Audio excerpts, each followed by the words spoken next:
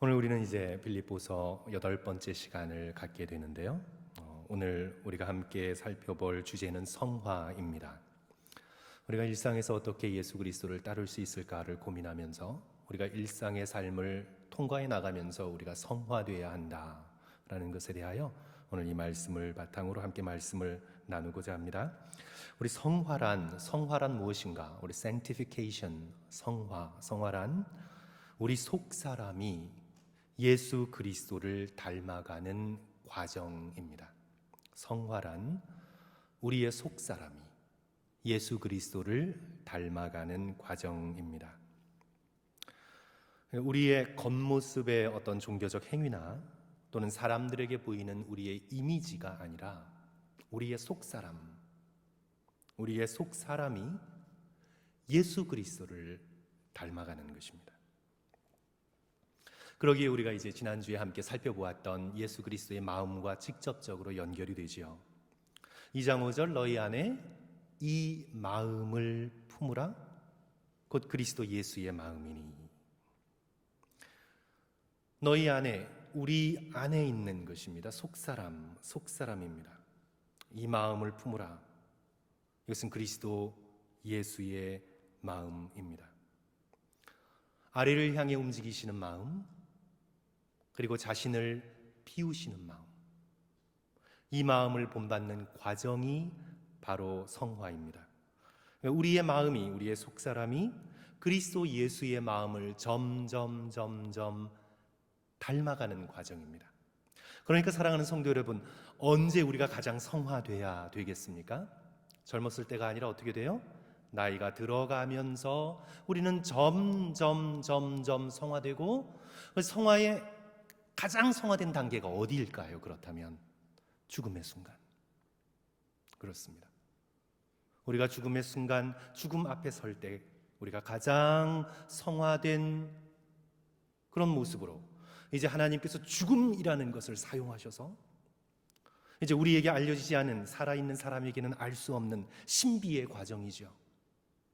우리의 모든 죽어가는 과정, 과학도 터치할 수 없는 우리의 죽어가는 신비의 과정을 통해 하나님께서는 우리를 더욱 성화시키십니다. 그래서 우리의 일상의 삶이 우리의 속사람이 예수 그리스도를 닮아가는 성화의 과정인 것이지요. 그래서 마지막 날 종말의 때에 우리 모두 예수 그리스도 앞에 또렷하고도 분명한 정신으로 서게 될 텐데, 그때 예수 그리스도께서는 우리의 마음을 꺼내보시고 그리스도의 마음을 닮은 우리를 기뻐하시고 또 칭찬하시며 놀라운 상급을 베풀어 주시는 소망을 우리가 안고 우리가 성화의 과정을 통과해 나가는 것입니다. 우리가 이렇게 그려볼 수도 있겠습니다. 예수님의 신부된 우리가 이제 마지막 날 마침내 어린 양의 혼인잔치에 초대되어 들어갈 때에 신랑 되신 예수께 바칠 최고의 선물이 무엇일까요? 예수 그리스도께서 오늘 우리 각자를 바라보시면서 기대하시는 최고의 선물은, 우리의 예물은 성도 여러분 무엇일까요? 당연히 성도 여러분, 사랑하는 사람에게 기대하는 가장 중요한 게 뭐죠? 성도 여러분, 사랑하는 사람에게 뭘 기대하십니까? 마음은 필요 없고 돈이다, 뭐 이렇게 생각하시는 분 안 계시죠? 우리가 사랑하는 사람에게 기대하는 것은 마음입니다. 그래서 예수 그리스도께서는 우리를 지극히 사랑하시기 때문에 우리가 예수 그리스도께 바칠 최고의 선물은 우리의 마음입니다. 그리하여 예수님을 닮은 나 자신의 마음을 신랑 되신 예수께 예물로 올려 드리는 것, 그것이 바로 우리의 성화의 목표입니다. 단지 성도 여러분, 죽어서 천국 가는 게 우리의 목표가 아니라 우리의 마음이 예수 그리스도께서 받으실 만한 아름다운 예물이 되어 우리의 마음을 예수께 올려드리는 것, 이것이 바로 우리의 신앙생활의 목표인 것입니다. 그래서 사도 바울께서는 너희 안에 이 마음을 품으라 곧 그리스도 예수의 마음이니, 우리에게 거듭 예수 그리스도의 마음을 보여주고 있는 것이죠. 그렇다면 이제 오늘 저와 여러분이 함께 읽은 이 2장 12절부터 18절까지 이 본문의 말씀은 성화에 대해서 어떻게 말씀하고 있습니까? 12절 말씀인데요. 성도 여러분, 12절은 성화에 관해서 굉장히 중요한 말씀인데 우리 읽었지만 다 같이 한 번 더 읽도록 하겠습니다. 그러므로 우리 12절 함께 읽습니다. 시작. 그러므로 나의 사랑하는 자들아, 너희가 나 있을 때뿐 아니라 더욱 지금 나 없을 때에도 항상 복종하여 두렵고 떨림으로 너희 구원을 이루라. 두렵고 떨림으로 너희의 구원을 이루어 나아가라 라는 뜻입니다. 여기서 구원은, 성도 여러분, 여기서 구원은 성화를 포함한 구원입니다. 우리가 예수 그리스도를 믿을 때 오직 은혜로, 오직 믿음으로 구원을 얻습니다. 우리의 공로가 아니라 예수 그리스도의 구속 사역을 믿는 믿음 하나를 보시고 하나님께서는 우리를 의롭다 칭해 주십니다. 이것을 이제 신학적인 용어로 뭐라고 하나요? 칭의다. justification, 칭의라고 말하는 것입니다. 의롭다라고 하나님께서 우리를 향해 선언해 주시는 사건입니다. 마치 법정에서 의롭다, 저는 죄가 없다, 죄값을 치르지 않아도 된다, 예수께서 대신 치렀다, 너는 더 이상 감옥에 가지 않아도 된다, 이제 풀려났다, 너는 자유인이다. 법정적인 선언입니다. 우리가 거룩하게 되어서가 아니라 예수 그리스도의 의를 덧입는 믿음으로 오늘 우리는 의롭다 칭함을 받는 구원을 경험했습니다. 사도행전 2장 18절에 기록된 사도 베드로의 설교, 누구든지 주의 이름을 부르는 자는 구원을 얻으리라. 이때 구원은 바로 칭의의 구원이지요. 하지만 동시에 구원은 의롭다 칭함을 받는 것에서 그치지 않습니다. 그것은 구원의 시작입니다. 진정으로 의롭다라는 칭함을 받은 구원의 백성은 예수 십자가를 통해 하나님의 은혜를 깨닫고 깨달은 구원받은 믿음의 백성은 그 마음속에 하나의 열망이 싹트게 되는데, 어떤 열망이냐 하면 실제로 구원받은 백성답게 살고자 하는 열망이 싹트게 됩니다. 그래서 십자가를 바라보면서 아이고 다행이구나, 아이고 내가 구원받았구나, 죽어서 지옥 가지 않겠구나, 천국 가겠구나라고만 생각하는 게 아니라, 십자가를 바라보고 그렇게 생각하기만 하는 것이 아니라 어떤 마음이 듭니까? 이제 십자가를 바라보며 나도 십자가에 달리신 예수 그리스도를 닮고 싶다. 그 한없는 사랑과 그 희생을 닮고 싶다. 나도 예수 그리스도의 고난에 동참하고 싶다. 예수 그리스도의 부활에 참여하고 싶다. 이제 나 천국 갔다라는 십자가만 바라보고 그것만 생각하는 것이 아니라 예수 그리스도를 닮고 싶은 성화에 대한 열망을 우리가 가지게 됩니다. 그러면서 이제 우리는 우리의 마음이 십자가의 사랑으로 움직여지면서 점점 예수 그리스도의 마음을 닮아가게 되는 것이죠. 그리하여 구원은 칭의만이 아니라 성화까지 포함합니다. 그리고 이런 성화는 하루아침에 짠 하고 이루어지는 것이 아닙니다. 내가 성령 받았다 해가지고 하루아침에 완전히 뒤집혀지는 것이 아닙니다. 성화는 과정입니다. 그리하여 오늘 본문에서 사도 바울께서는 성화의 과정의 측면을 강조하면서 너희들이 항상 복종해라, 항상 말씀에 복종하고 두렵고 떨림으로 하나님 그리스도를 경외하는 마음을 마음에 품고 너희의 구원을 어떻게 해요? 이루어 가라. 성화의 과정적인 측면, 그 구원에 대하여 말씀하고 있는 것이지요. 날마다 우리의 육신의 죄를 죽이고 매일매일 우리의 몸에 덕지덕지 붙은 죄를 떨쳐내고 복종하는 마음과 예수 그리스도를 사랑하는 마음으로 성화를 이루어가라, 그렇게 권면하고 있는 것입니다. 그래서 이제 2장 12절은 성화에 관한 굉장히 중요한 말씀입니다. 디도서를 보시면 이제 디도서 2장 11, 12, 13, 14절에는 더욱 구체적으로 성화에 대해서 말씀하고 있습니다.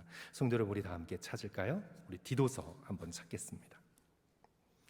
페이지 말씀드리지 않아도 쫙 찾으시나요? 성도 여러분, 디도서 한번 찾아보십시오. 또 창세기 구약 쪽에서 찾지 마시고 349면에 있습니다. 디도서 2장 11절부터 14절 이 말씀은요, 성화에 대해 가르쳐 주시는 너무나도 아름다운 말씀입니다. 우리 한 절씩 교독하시고 14절 같이 읽을까요? 디도서 2장 11절부터 14절입니다. 모든 사람에게 구원을 주시는 하나님의 은혜가 나타나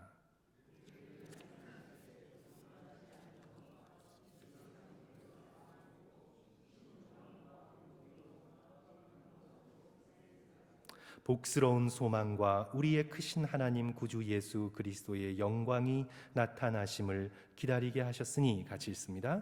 그가 우리를 대신하여 자신을 주심은 모든 불법에서 우리를 속량하시고 우리를 깨끗하게 하사 선한 일을 열심히 하는 자기 백성이 되게 하려 하심이라. 아멘.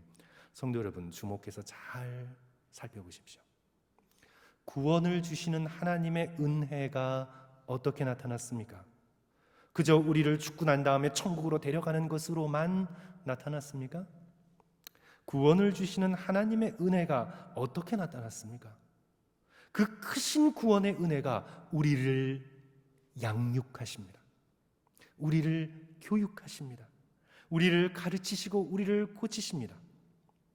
그리하여 우리 가운데 경건치 않은 것을 버리게 하고 이 세상 정욕을 다 버리게 합니다. 그리고 하나님의 구원의 은혜가 우리의 마음을 변화시킵니다. 우리를 성화시킵니다. 그래서 경건치 않은 것, 정욕을 다 버리고 대신 신중함과 경건함과 의로움을 옷 입어 이 세상을 살게 만드십니다. 그리고 고통 중에서도 복스러운 소망을 품습니다. 그리고 예수 그리스도의 재림을 기다리게 만듭니다. 구원을 주시는 하나님의 은혜는 그냥 우리가 죽어서 지옥 가지 않고 천국 간다, 이것만 그치는 것이 아니라 오늘 이 세상을 성스럽게 살도록 오늘 우리는 성화시키는 은혜입니다. 14절 보십시오. 모든 불법에서 우리를 속량하시고 우리를 깨끗하게 하사. 하나님의 구원의 은혜는 우리를 불법에서 건져내고 우리의 속사람을 깨끗이 하사 선한 일에 열심을 내는 하나님의 친백성으로 만들어 가시는 은혜입니다. 그래서 하나님의 구원의 은혜는 성화의 과정을 포함하고 있는 것입니다. 참으로 구원받은 믿음의 백성은 예수 십자가의 사랑과 능력을 의지하여 매일매일 죄와 싸웁니다.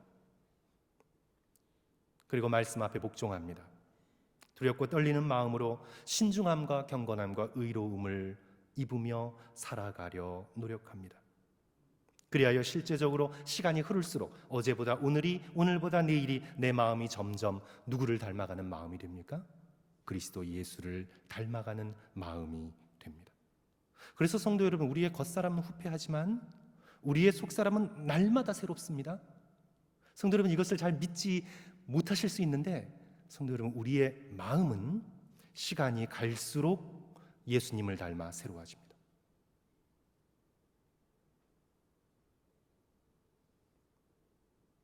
그래야 우리는 나는 구원받았다, 나는 죽으면 천국 간다라는 믿음에만 멈추지 마시고, 물론 그 믿음이 절대적으로 중요합니다. 하지만 거기에만 멈추지 마시고, 성도 여러분, 제발 저와 여러분의 영혼의 모습을 들여다보십시오. 나는 구원받았다, 여기에만 그치지 마시고 오늘 내가 어떤 마음가짐으로 인생을 살아가고 있는지 내 마음과 내 영혼을 성도 여러분 들여다보십시오. 지금 내 마음 상태가 어떤지, 내가 예수 그리스도의 마음을 품으며 살아가고 있는지, 하나님의 말씀 앞에 서서 말씀을 펴고 두 손을 모으며 나의 영혼의 자화상을 그려보십시오. 매일매일 거울을 보는 마음으로, 성도 여러분, 오늘 사시면서 거울 보셨죠? 몇 번이나 보셨습니까? 거울 보셨을 것입니다. 이를 닦으셨죠? 세수하고 샤워하는 마음으로 우리는 우리의 영혼을 들여다보고 말씀으로 씻고 기도로 깨끗이 하고 성령의 능력으로 새롭게 되는 그런 성화의 은혜를 체험하며 일상을 살아가시는 저와 여러분 되시기를 주님의 이름으로 간절히 축원합니다. 또한 오늘 본문에서 성화에 대한 가르침을 찾아볼 수 있는 구절이 15절입니다. 우리 15절 말씀 다시 한번 또 함께 읽습니다. 이는 시작. 이는 너희가 흠이 없고 순전하여 어그러지고 거스르는 세대 가운데 하나님의 흠 없는 자녀로 세상에서 그들 가운데 빛으로 나타내며, 여기서 이제 흠이 없다, 순전하다, 하나님의 흠 없는 자녀로 세상의 빛으로 나타난다. 이는 도덕적 완벽주의를 독려하는 말씀이 아닙니다. 복음은 도덕을 뛰어넘습니다. 도덕으로는 도저히 다가갈 수 없고 실패할 수밖에 없는 우리의 죄된 모습을 발견하고 주님의 은혜 가운데 나온 사람들만이 누리는 것이 바로 복음이죠. 그래서 오늘 이 말씀은요, 도덕적인 완벽주의를 얘기하고 있는 것이 절대 아닙니다. 이 땅에 그 누구도 도덕적으로 완벽할 수 없습니다. 예수 그리스도 외에는 아무도 완벽하지 않습니다. 만약 사도 바울께서 오늘 이 본문의 말씀을 통해서 겉으로 보여지는 도덕적인 행위, 그래서 사람들에게 보여줄 수 있는 나는 이 정도로 도덕적인 사람이야 라는 겉으로 보여지는 도덕적 종교적 행위만을 의미했다면 오늘 이 말씀의 승자는 바리새인입니다. 바리새인이 가장 가까운 후보입니다. 오늘 여기 본문의 말씀은 바리새적 외면적인 그런 완벽주의를 말하고 있는 것이 아닙니다. 우리의 나뉘어지지 않는 순수한 예수 그리스도를 향한 마음, 우리의 불결한 것과 나쁜 의도가 섞이지 않은 사랑하는 자가 사랑하는 대상에게 줄 수 있는 나뉘지 않은 온전한 마음, 우리의 속사람, 우리의 속마음을 말씀하고 있는 것입니다.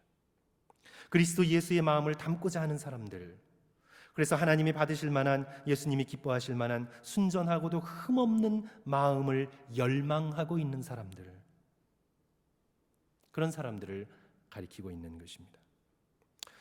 성도 여러분, 이 세대는 어그러지고 거스르는 세대입니다.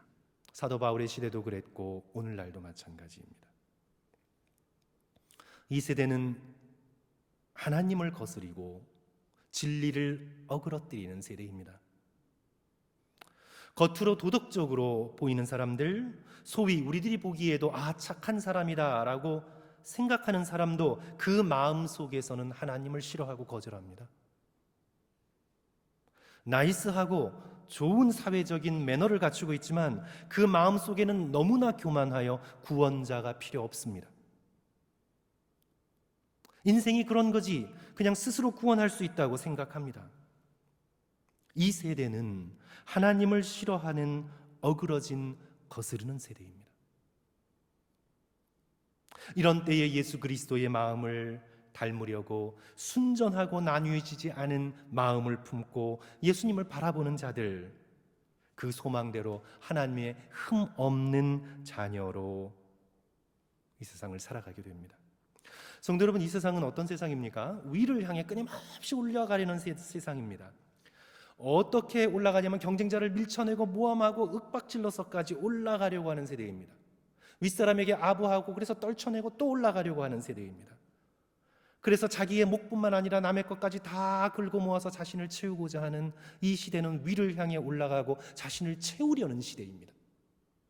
오늘 수많은 사람들이 겉으로는 나이스하게 살아가고 있는 것 같지만 위를 향하여 자기 자신의 자존심과 삶을 채워가면서 인생을 살아가고 있습니다. 오늘 이 세대는 하나님을 거스르고 하나님을 등지는 세대입니다. 그런데 바로 이런 세대 가운데, 이렇게 올라가는 세대 가운데, 자신을 끊임없이 채우는 세대 가운데 예수 그리스도의 마음을 닮아 그 마음대로 살아가는 사람, 아래를 향해 움직이는 사람, 자신의 것을 비우는 사람, 이 세상 가운데 빛으로 살게 되어 있습니다. 뭐 대단한 프로젝트를 이루지 않아도, 뭐 대단한 어떤 사역을, 눈에 보이는 사역을 이루지 않아도 이런 마음을 품고 일상의 작은 일을 살아가는 사람, 이 세상 가운데 빛의 자녀로 살아가게 되어 있습니다. 저는 이제 이 부분에서 우리 15절, 우리 2장 15절 이 부분에서 이제 제가 한 가지를 조금 강조하려고 하는데요. 오늘 이제 본문 말씀 우리 다시 빌립보서 2장 14절, 15절, 16절 우리 한번 다시 돌아가 보시면 14절, 15절, 16절 특별히 이 14절부터 16절에 나타난 성화는요 공동체적 성화입니다. 성도 여러분, 공동체적인 것입니다. 개인적인 성화를 말씀하고 있습니다. 하지만 목표는 공동체적 성화를 사도 바울께서 지금 말씀하고 있는 것입니다. 이것은 특별히 교회의 성화를 얘기하고 있는 것입니다. 우리는 지금껏 성화를 개인적인 성화로만 가르쳐 왔습니다. 나 개인이 하나님의 은혜를 붙들고 열심히 경건 생활해서 거룩해지는 것, 그것을 성화의 전부로 우리는 배웠습니다. 하지만 그렇지 않습니다. 성화는 개인적 차원이 아니라 공동체적 차원을 가집니다. 한 사람 한 사람이 예수 그리스도의 마음을 품는 것만이 아니라 그들이 교회로 모였을 때, 그들이 집단을 이루었을 때, 그들이 단체를 이루었을 때 그 교회라는 공동체도 예수님의 마음을 품어야 합니다. 성도 여러분, 나 혼자만 예수님의 마음을 품고 살아가는 것이 아니라 집단으로 모였을 때, 교회라는 이름으로 모였을 때, 나성 한인 교회로 모였을 때 그 나성 한인 교회의 마음이 그리스도 예수의 마음을 닮아야 합니다. 오늘 함께 읽은 이 본문의 말씀은 특별히 교회 생활을 배경으로 주신 말씀입니다. 지금 저와 여러분이, 직분자들이 교회에 모여 행하는 말과 행동, 품고 있는 마음, 여러분이 던지는 눈빛, 결정하는 크고 작은 모든 단어들, 그리고 교회의 일에 대한 선택들, 바로 저와 여러분이 혼자가 아니라 모여서 이루는 그 결정들이 나성한인 교회의 마음이 됩니다. 12절 말씀을 성도 여러분 다시 한번 보십시오. 사도 바울은 지금 목회자로서 이야기하고 있습니다. 자신을 목사로서, 목자로서 빌립보 교인들을 향해 권면하고 있는 것입니다. 지금 교회를 향해 하시는 말씀입니다. 사도 바울은 이제 순회 전도를 나가서 빌립보 교회를 떠나 있습니다. 감옥에 갇혀 있습니다. 그래요. 12절, 나 있을 때뿐 아니라 나 없을 때에도 항상 복종하여 두렵고 떨림으로 너의 구원을 이루라. 칭의로 이미 구원을 받은 공동체이지만 이제 성화로 구원을 이루어가라. 빌립보 교회를 향한 권면입니다. 그러면서 교회 안에서 너희들이 모든 일을 처리할 때, 오늘 여기 특별히 14절의 말씀은 교회 안에서 너희들이 교회로 모여서 모든 일을 처리할 때 14절, 모든 일에 원망과 시비가 없게 하라. 또한 교회로서 흠없고 순전한 마음을 품고 이 불신앙의 세대 가운데 하나님의 흠없는 자녀로 세상에서 교회로서의 너희들의 빛을 드러내라. 그리하여 예수 그리스도 앞에 내가 섰을 때, 빌립보 교회의 목사로서, 목회자로서 내가 섰을 때 나 바울이 예수 그리스도 앞에 자랑할 것이 있게 하라. 주님, 제가 섬겼던 빌립보 교회를 보십시오. 저들이 얼마나 거룩하고 성화되었는지, 주님, 제가 목회 잘했지요. 주님 앞에 칭찬 듣게 하라. 너희들의 성화를 위해서 17절 18절, 만일 너희 믿음의 제물과 섬김 위에 내가 제물로 드려질지라도, 전제로 드려질지라도 내 목숨이 피 흘림으로 피 뿌려져 마치 하나님 앞에 거룩하게 붓는 거룩한 물처럼, 제물처럼 그렇게 하나님 앞에 뿌려질지라도 드려질지라도 내가 기뻐하고 기뻐하리라. 너희들의 성화와 거룩함을 위해 내가 죽는다 할지라도 내가 기뻐하고 기뻐하리라. 이 말씀은 사도 바울이 빌립보 교회를 향해 주시는 말씀입니다. 사랑하는 성도 여러분, 모든 공동체는 각각의 독특한 그 무언가가 있습니다. 우리가 말로 쉽게 설명할 수 없지만 분위기, 아니면 분위기보다 훨씬 더 깊은 곳에 뭔가가 있습니다.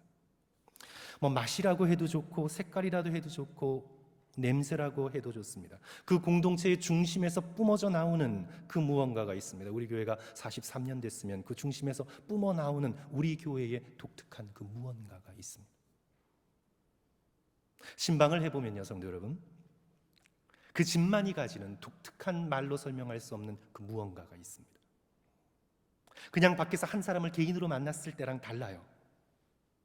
집이라는 공간을 방문해서 가족들과 함께 오래 살면서 만들어가는 그 집만의 독특한 그 공동체의 무엇인가가 개인과는 다르게 있습니다. 나라와 민족도 마찬가지죠. 소위 국민성이라는 게 있습니다. 그게 다 맞는 건 아니지만 어느 정도의 민족을 이루어서 수천 년간 살아왔던 뭔가가 있습니다. 한국이면 한국, 일본이면 일본, 영국이면 영국, 뭔가 국민성이 있습니다. 교회도 그렇습니다. 성도 여러분, 교회도 그렇습니다. 중심에서 뿜어져 나오는 그 교회만의 독특한 것이 있습니다. 요한계시록 1장, 2장, 3장을 보시면 소아시아 7교회를 향해서 예수 그리스도께서 말씀을 주시죠. 예수 그리스도께서 그 교회의 중심을 꿰뚫어 보시면서 불꽃 같은 눈동자로 중심을 꿰뚫어 보시면서 그 교회의 겉모습, 사이즈, 뭐 이런 거, 명성 이런 게 아니라 그 교회의 가운데 중심을 불꽃 같은 눈동자로 꿰뚫어 보시면서 7교회를 향해서 말씀을 주시잖아요. 예수께서 개인을 향해 주시는 말씀이 아니라 교회를 향해 주시는 말씀이잖아요. 교회마다 다 다릅니다. 칭찬도 다르고 꾸짖음도 다르고 경고도 다르고 권면도 다릅니다. 에베소 교회면 에베소 교회, 서머나 교회면 서머나 교회, 버가모 교회면 버가모 교회, 두아디라 교회, 사대 교회, 빌라델피아 교회, 라오디게아 교회, 각각 교회들이 다릅니다. 이는 무엇을 말씀하고 있습니까, 성도 여러분? 교회는 교회가 만들어가고 있는 그 모습에 대한 영적인 책임을 져야 합니다. 저와 여러분은 나성 한인교회의 모습에 대해 그리스도 앞에서 책임이 있습니다. 우리 나의 신앙에만 책임이 있는 것이 아니라 우리가 만들어가는 공동체를 향하여 우리는 책임이 있습니다. 특별히 오늘 본문 말씀을 통해 우리가 꼭 깨달아야 할 것은 우리 나성 한인교회가 교회로서 그리스도 예수의 마음을 품어야 합니다. 내가 내 개인으로서 그리스도 예수의 마음 품는 것을 넘어서 우리가 교회로 모였을 때 우리 교회는 그 중심에서 그리스도 예수의 마음을 품어야 합니다.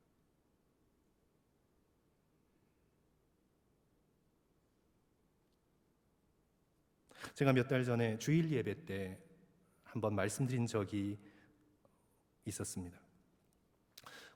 개인적 회개만이 아니라 공동체적 회개에 대해서 제가 말씀드린 적이 있었습니다. 나 개인만 회개하는 게 아니라 공동체가 회개, 공동체의 이름으로 저지른 죄에 대하여 회개해야 된다는 것을 제가 언젠가 말씀드렸습니다.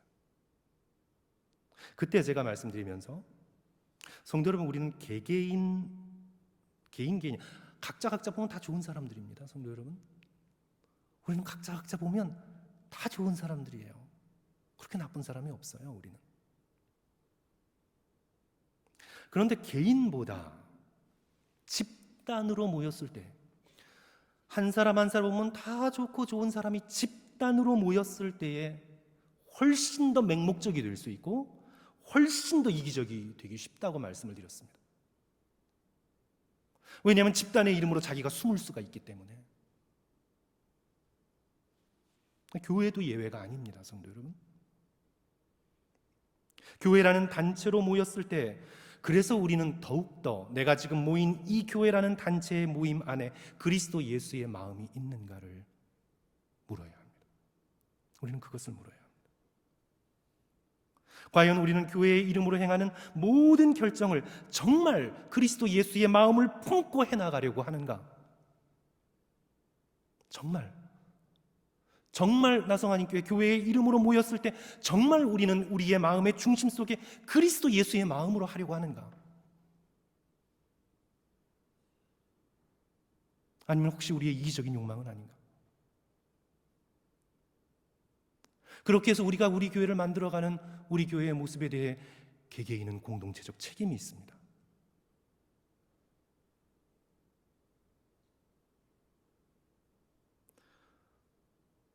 나 한 사람이 그리스도 예수의 마음을 갖는 것에만 머무르고 공동체에 대한 그리스도 예수의 마음에 대한 기도와 눈물과 외침과 회개가 없을 때, 사랑하는 성도 여러분,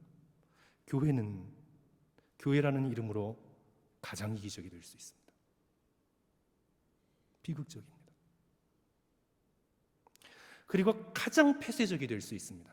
비극적입니다. 그리고 더 무시무시하지만 악해질 수도 있습니다. 교회사가 그것을 증언하고 있습니다. 중세교회사가 그것을 보여주고 있습니다. 교회가 집단으로 단체로 그리스도 예수의 마음을 가지고 있나 깨어있지 않으면 교회는 그렇게 됩니다.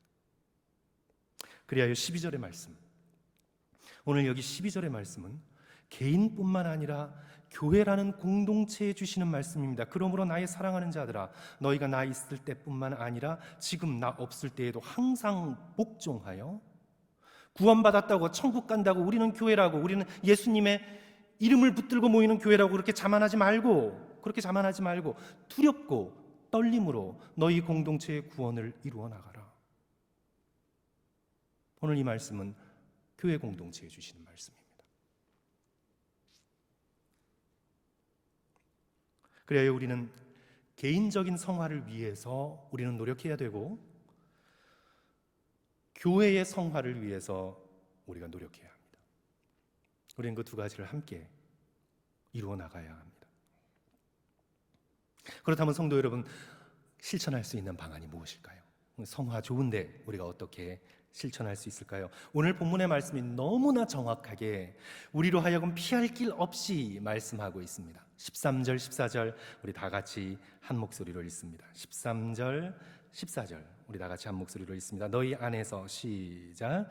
너희 안에서 행하시는 이는 하나님이시니 자기의 기쁘신 뜻을 위하여 너희에게 소원을 두고 행하게 하시나니, 14절, 모든 일을 원망과 시비가 없이 하라. 오늘 우리는 성화에 대한 가장 중요한 실천의 우리의 결단으로 모든 일을, 교회 안에서의 모든 일을 원망과 시비가 없이 하는 것입니다. 이것이 바로 지금 여기서 우리가 성화를 실천할 수 있는 가장 중요한 것이라고 오늘 본문이 말씀하고 있는 것입니다. 모든 일에 원망 없이 시비 없이 주께서 맡겨주신 일을 해나가라 권고하고 있는 것입니다. 성도 여러분, 원망이란 무엇입니까? 원망은 어떤 거죠? 불만스러워서 수근수근하는 것입니다. 원망이란 불만스러워서 수근수근하는 것입니다. 사람에 대하여, 상황에 대하여 불만스러워서 좋은 대안을 탐색하거나 해결의 길을 긍정적으로 찾는 게 아니라 뒤돌아서서 불만스러워 수근수근거리는 것입니다. 그게 원망입니다. 진정으로 좋은 대안을 건설적으로 찾아나가는 것이 아닙니다. 해결의 길을 긍정적으로 여는 것이 아니라 불만스러워 수근수근하는 것입니다. 성도 여러분, 구약에서 누가 생각이 납니까? 구약의 교회가 생각이 나지 않습니까? 광야 교회, 구약의 교회가 생각이 납니다. 이것도 공동체적입니다. 출애굽한 이스라엘 백성들, 유월절 어린 양의 피로 구속함을 입은, 의롭다 칭함받은 구원받은 백성들, 광야에서 매일 만나를 먹자 실증이 났습니다. 먹을 고기가 없다고 원망합니다. 출애굽기 16장 2절 이하, 이스라엘 자손 온 회중이 그 광야에서 모세와 아론을 원망하여 이르되, 17장 보시면 이제 또 마실 물이 없습니다. 기도하거나 함께 상의하거나 찾아 나서는 것이 아니라 17장 3절, 그들이 모세에게 대하여 원망하여 이르되 당신이 어찌하여 우리를 애굽에서 인도하여 나여 우리와 우리 자녀와 우리 가축이 목말라 죽게 하느냐. 민수기 14장 2절에서는 가나안 땅을 정탐한 후에 그 땅을 악평하며 원망합니다. 이스라엘 자손이 다 모세와 아론을 원망하여 온 회중이 그들에게 이르되 우리가 애굽 땅에서 죽었거나 이 광야에서 죽었으면 좋았을 것을. 광야 교회 이스라엘 백성은 끊임없이 원망합니다. 그래서 사도 바울께서는 고린도전서 10장 10절에 광야의 이스라엘을 가리켜서 말씀합니다. 그들 가운데 어떤 사람들은 원망하다가 멸망시키는 자에게 멸망하였나니 너희는 그들과 같이 원망하지 말라. 그러므로 사랑하는 성도 여러분, 오늘 이 성화에 대한 말씀을 우리 뭐 그렇게 거창하게 생각지 않아도 되겠어요. 성화? sanctification? holy? 내가 그렇게 거룩하게 될 수 있단 말인가? 아예 나 같은 사람은 안 돼. 이렇게 거룩함을 너무 고상하게 여겨서 지레 겁먹고 포기하지 않아도 됩니다.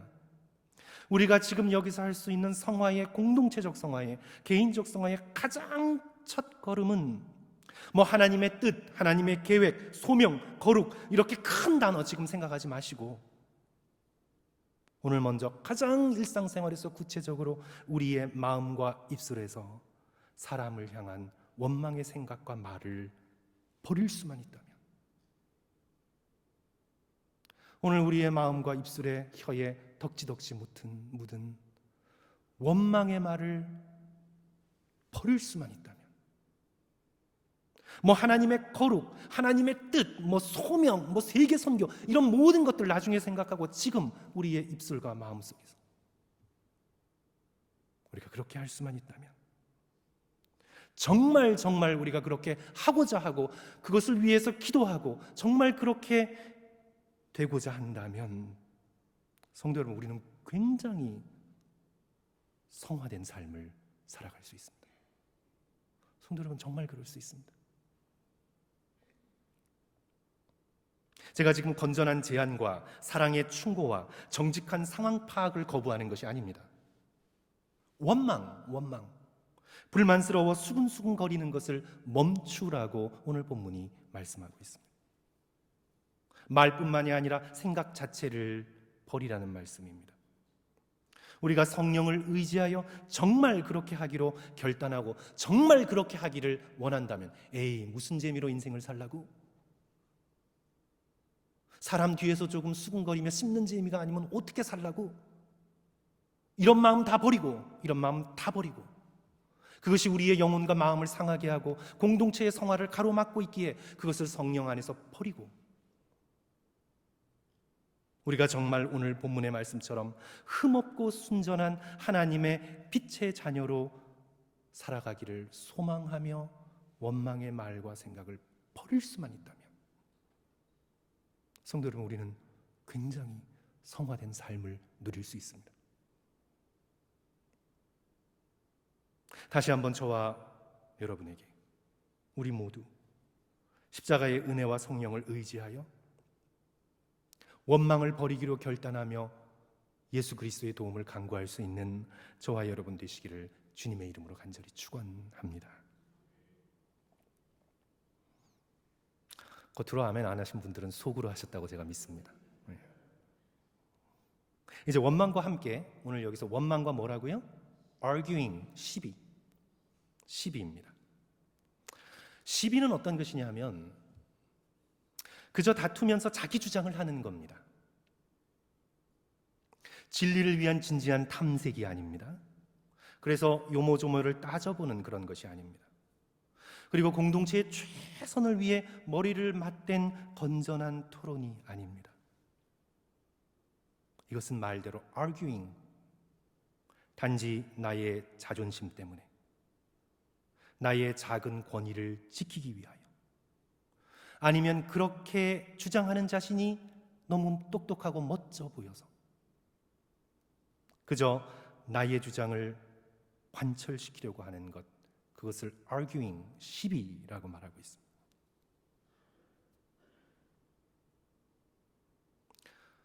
그리스도 예수의 마음, 공동체를 진정으로 사랑하는 마음, 주의 몸된 교회를 향한 눈물의 기도, 이런 것을 찾아보기 어렵습니다. 그저 나 자신만 있을 뿐입니다. 이기려는 마음만 있을 뿐입니다. 교회 공동체가 선을 향해 나가는가, 하나님의 뜻을 이루기 위해 나가는가 라기보다 내가 이기는 것이 중요합니다. 이것을 arguing, 시비라고 얘기합니다.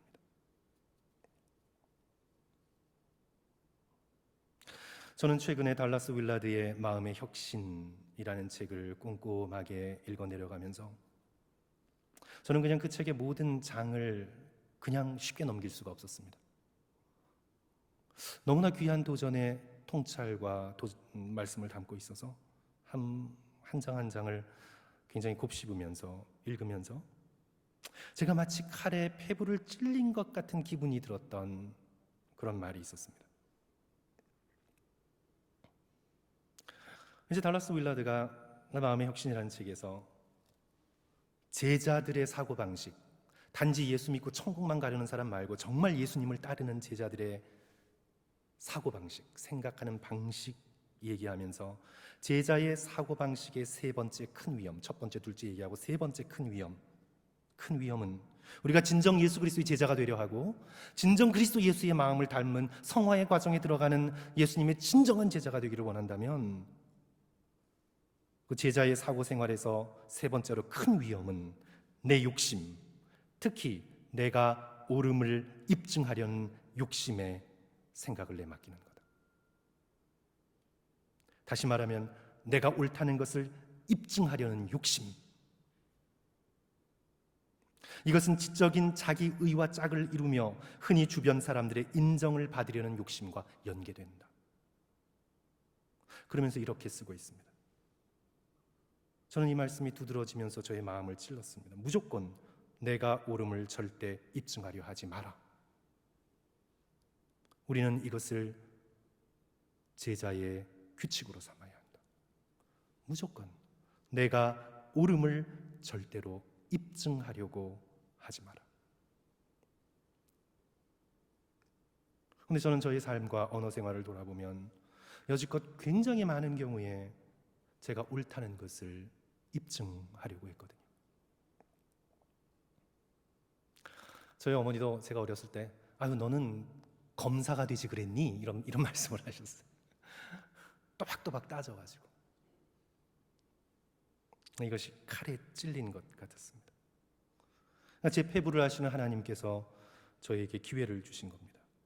저는 개인적으로 말씀드리면 저의 성화를 이루려면 제가 반드시 넘어야 하는 산이 바로 나 자신의 옳음을 입증하려는 욕심입니다. 성도들께서는 어떤지 잘 모르겠습니다. 성도들께서는 어떤지요? 그래서 저는 그 책을 읽으면서 주님 앞에 이 욕심과 전쟁을 선포했습니다. 그리고 성령의 도우심을 간구합니다. 정말 제가 내 옳음을 절대 입증하지 않고 때로 모욕을 묵묵하게 견디고 때로 오해를 침묵으로 견딜 수만 있다면, 제가 만약 그렇게 할 수만 있다면, 그리고 막 죽지 못해 그렇게 하는 것이 아니라 넉넉한 마음으로 제가 그렇게 할 수만 있다면, 성도 여러분, 저는 저의 성화에 엄청난 진보를 이룬 것입니다. 저에게 있어서는 그것이 하나의 장애입니다. 성도 여러분들은 어떠십니까? 성도 여러분들은 불만 섞인 마음으로 수근수근하는 원망에 더 약점이 있으십니까? 아니면 내가 옳다고 바득바득 우기는 시비에 약점이 있으십니까? 성도 여러분, 교회를 가르고 교회를 힘들게 하고 교회의 성화를 주저앉히는 모든 우리의 다툼이 바로 이 원망과 시비에서 나오지 않습니까? 그래서 사도 바울께서는 오늘 공동체의 성화에 대하여 말씀하면서 교회 안에서의 모든 일을 원망과 시비가 없이 하라. 그렇다고 뭐 되는 대로 뭐 좋은 대로 한다는 게 아니에요. 진리를 향한 탐색과 건전한 대안을 위한 건전한 토론과 정직한 현실 직면과 서로의 다른 생각들을 서로를 존중해가며 함께 얘기하고 도와주는 그 마음을 없애라는 말이 아니죠. 원망과 시비를 없애라. 그래서 사랑하는 성도 여러분, 정말 교회 생활에서 아니면 여러분의 일상생활에서 여러분이 배우자나 형제자매나 자녀들과 부모의 말 가운데서 아니면 여러분의 눈빛, 표정, 여러분의 몸짓에서 정말 우리의 온몸에 붙은 원망과 시비의 죄를 떨쳐낼 수만 있다면 우리는 굉장히 성화된 믿음의 백성으로 서게 될 줄 믿습니다. 그러므로 성도 여러분, 다시 한번 원망과 시비를 향해 전쟁을 선포하십시오. 이것은 전쟁을 선포하지 않으면 쉽게 떨어지지 않습니다. 이거는 정말 귀신을 쫓아내는 심정으로 내 영혼 깊숙한 곳에 들러붙어 있어서 성령의 능력과 예수 그리스도의 능력이 아니시면 결코 떨어져 나가지 않는 귀신을 쫓아내는, 군대의 귀신을 쫓아내는 그런 영적인 각성으로 전쟁을 선포하고 피 흘리기까지 싸우고 원망과 시비가 죽어버릴 때까지, 시체가 될 때까지, 더는 들썩거리지 않을 때까지 성령을 의지해서 전쟁을 선포하고 믿음의 싸움을 싸워나갈 수 있는 저와 여러분 되시기를 주님의 이름으로 간절히 축원합니다. 나의 입술에 파수꾼을 세워주시고 나의 생각을 주님의 십자가의 앞에 드러내주셔서 원망과 시비 없이 자신의 옳음을 입증하지 않으며 겸손한 사랑의 마음을 품고 교회를 섬겨나가시는, 그래야 우리 나성 한인교회의 중심에 그리스도 예수의 마음이 드러나는 그런 귀한 공동체의 일원으로 주님 앞에 살아가시는 저와 여러분 되시기를 주님의 이름으로 간절히 축원합니다. 결론적으로 성도 여러분, 우리가 아무리 결단하고 결단해도 하나님께서 우리의 성화를 이루어주지 않으시면 불가능합니다. 13절을 보십시오. 너희 안에 행하시는 이는 하나님이시니 자기의 기쁘신 뜻을 위하여 너희에게 소원을 두고 행하게 하시나니, 하나님께서 우리 교회 안에서 행해 주셔야만 합니다. 하나님께서 나성 한인교회 안에 성화를 이루어 주셔야만 합니다. 하나님께서 저와 여러분의 개개인의 마음을 뚫고 오셔서 예수의 마음을 담고 싶다는 강렬한 소원을 심어 넣어 주셔야 합니다. 돈을 벌고 싶은 욕심보다, 밥을 먹고 싶은 욕망보다, 건강하고 싶은 욕망보다 거룩함에 대한 열망, 예수님을 사랑하고 싶은 열망, 주께서 거룩하게 보존하라고 우리에게 맡겨주신 교회를 주님 앞에 성스럽게 이끌어가고자 하는 깊은 열망, 이 예수님의 마음을 심장에 품고자 하는 소원을 하나님께서 주시지 않으면 우리는 아무것도 할 수 없습니다. 구하라 그리하면 너희에게 주실 것이요, 찾으라 그러면 찾아낼 것이요, 문을 두드리라 그리하면 너희에게 열릴 것이니, 구하는 이마다 받을 것이요, 찾는 이가 찾을 것이요, 두드리는 이에게 열릴 것이니라. 우리가 진정으로 그리스도 예수의 마음을 구하고 찾고 두드리면 주께서 주실 것입니다. 예수님을 뜨겁게 사랑하는 마음과 예수님을 닮고자 하는 마음과 아래를 향해 움직이고자 하는 마음과 사랑 때문에 자신을 비워내고자 하는 마음, 그리스도 예수의 마음을 저와 여러분과 우리 나성 한인 교회에게 주실 것임을 믿습니다. 그래서 우리 모두 재림주 그리스도 앞에 섰을 때, 주님, 제가 나성 한인 교회를 섬겼습니다. 성도 여러분, 자랑할 것이 있어야 되지 않겠습니까? 주님, 제가 나성 한인 교회 그때 직분자로 섬겼습니다. 주님, 재림주 예수 그리스도 앞에 내가 감사하며 자랑할 것이 있어야 하지 않겠습니까, 성도 여러분? 그래야 다시 한번 우리 공동체의 성화를 바라보시고 우리가 예수 그리스도 앞에 섰을 때 주님을 기쁘게 해드리고 크게 칭찬받는 그날이 올 것임을 믿고 우리가 일상의 생활, 특히 교회 생활에서 원망과 시비를 버리는 저와 여러분 되시기를 주님의 이름으로 간절히 축원합니다. 우리 함께 기도하겠습니다.